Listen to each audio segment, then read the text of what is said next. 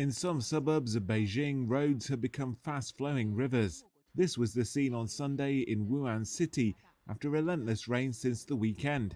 This man stranded in his car in the gushing floodwaters was rescued by firefighters. Hundreds of roads have become flooded in the country's capital. Social media posts showed floating cars and road signs in Mentugu district being pulled along by fast-moving torrents.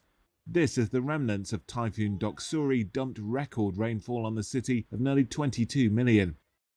2 bodies were found in a river during an emergency patrol in Mentugu, as rescuers pulled hundreds to safety in other parts of the city. At least 2 people have been killed and hundreds trapped despite an overnight evacuation of tens of thousands from their homes. This mountain road in Gansu province in northern China crumbled away as floodwater gushed against it. Emergency personnel created a rope bridge to evacuate 2 trapped workers. Another road in a village in Fangshan district collapsed amid the record rainfall. Hundreds of thousands of people were driven from their homes in the southern province of Fujian.